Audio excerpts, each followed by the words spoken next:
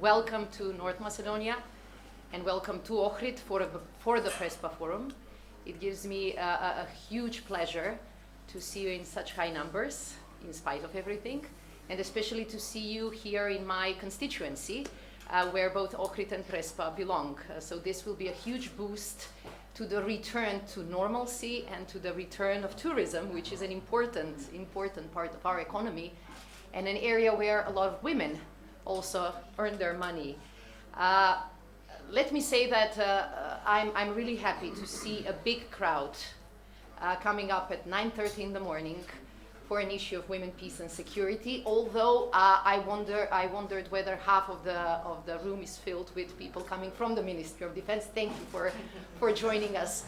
And probably, if I was kind to them, I would have stayed on course and on my notes, and I would have started with this. The new action plan that we have produced, and actually most of the work has been done by the many women and really few very good men who have helped us. And if you go through the pages of this action plan, you will see an ambitious agenda, you will see some deliverables, but you will also see that a lot of work remains to be done.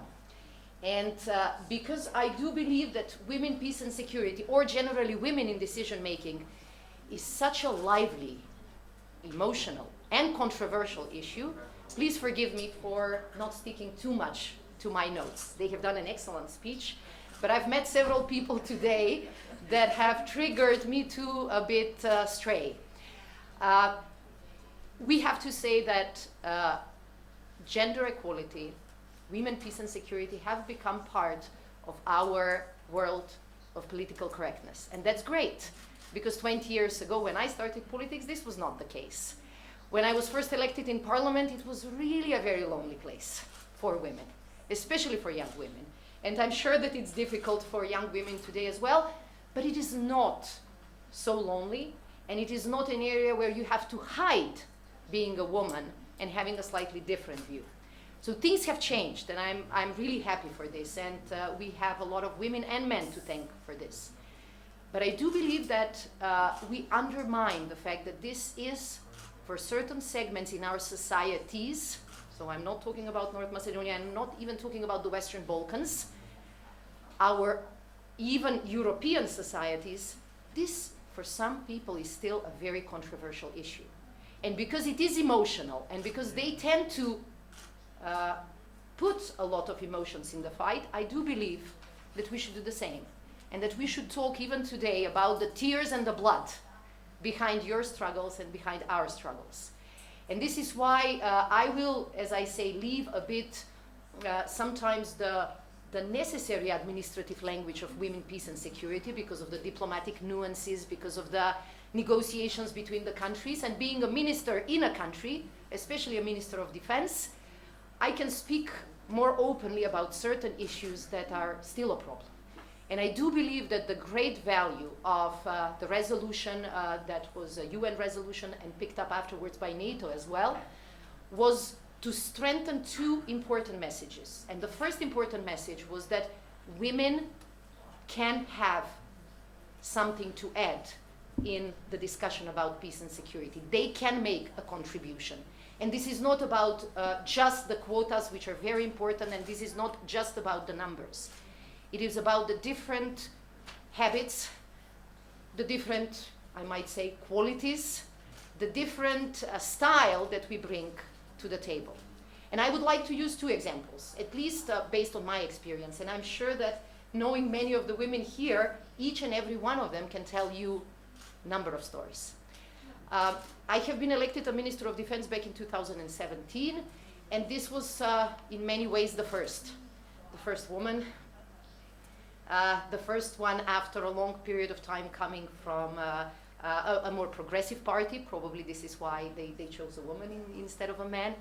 And I was aware that although I was present in politics for a long period of time, there is some hesitation and skepticism. You know, a male-dominated profession with questions: did you serve the army? Do you actually know what this is all about? I knew that I had to confront this skepticism. And I knew that we, as a team, had to work 10 times harder in order to achieve the goal. But 3 years or 4 years afterwards, even the macho men, not only within the military, but across the society, had to admit that it was a woman Minister of Defense that managed to push the country towards NATO and pass the threshold, that managed to increase for the first time after a long period of time defense spending, increase salaries, improve transparency, increase pensions, improve the quality of work and life in the military, and by doing that, not in any moment neglecting the gender element. And it is really my privilege and one of my greatest accomplishments to see that 58% of all the managerial positions in the Ministry of Defense are now run by women. To see that we have started from a 4% of women in international peace operations, and we have moved to almost 9%, terribly low, but still doubled. To see that we have tripled the very low number of women colonels. To see that for the first time we have a woman who is at the camp of the president.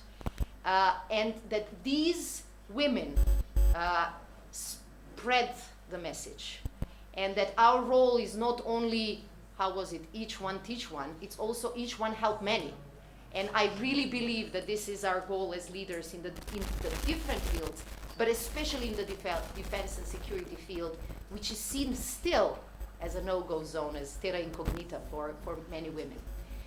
And when I go back, actually it strikes me how important, but unfortunately invisible, was the work of many women in the difficult challenges that North Macedonia had to face in the past. And I would like here to mention two of them in our room, and this is Teuta, Arifi, and Clarice, who is a surprise for today, who have been one of the most active negotiators behind the scenes during the Ohrid Agreement negotiations, and especially during the post-Ohrid Agreement negotiations. Peace agreements are about making compromises. Women are sometimes better, not always, but sometimes they're better. But peace agreements are all about implementation. Otherwise, they're dead.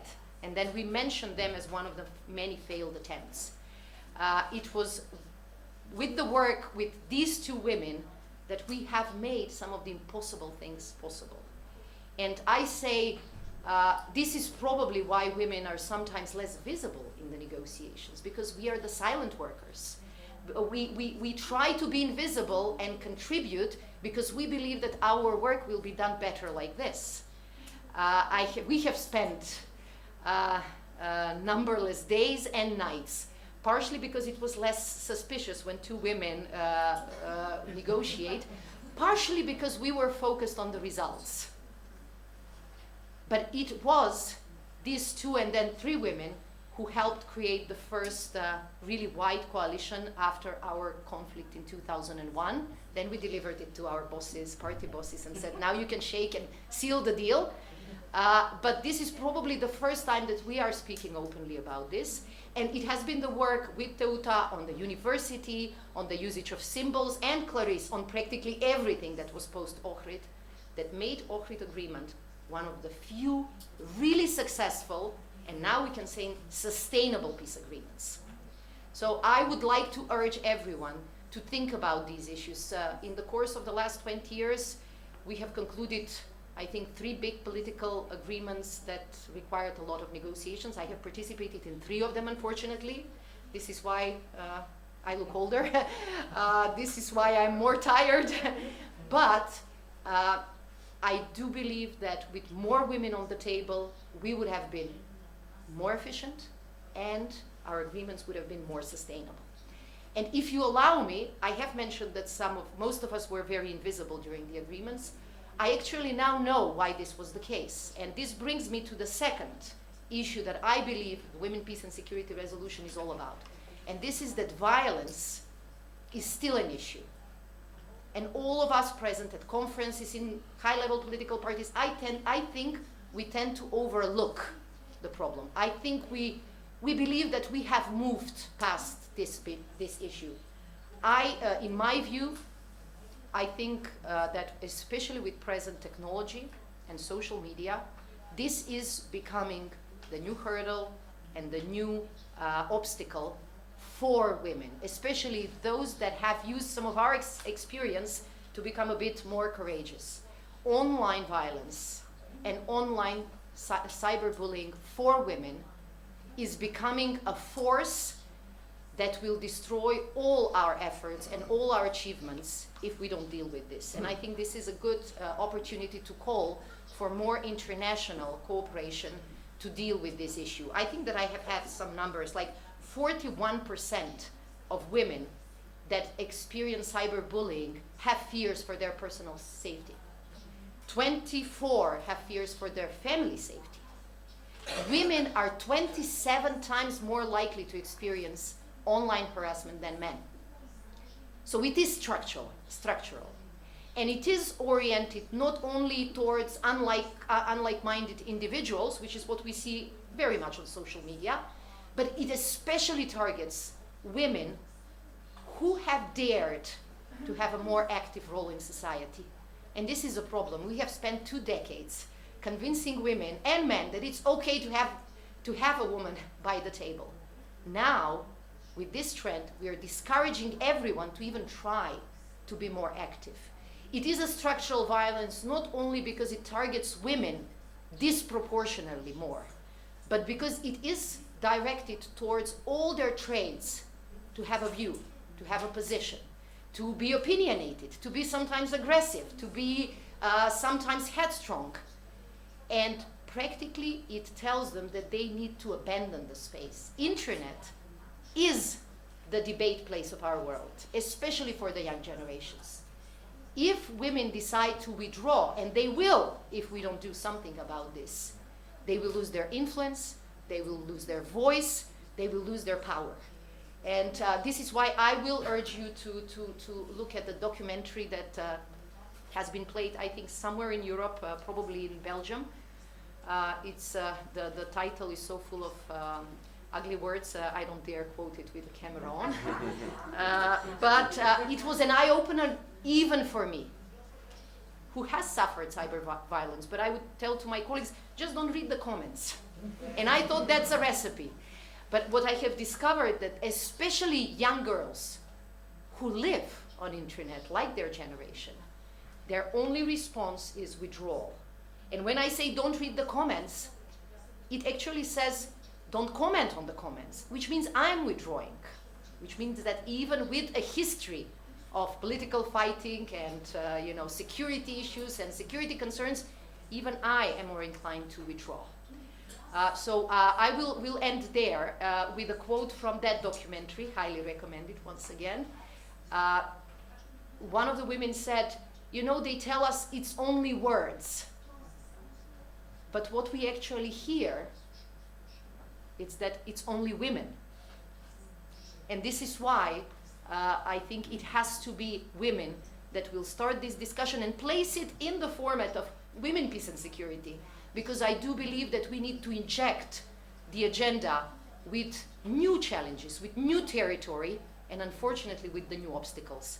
We have been successful in the obstacles 20 years ago. We have to rewrite the book again, and we need to be still feminist, right? Thank you.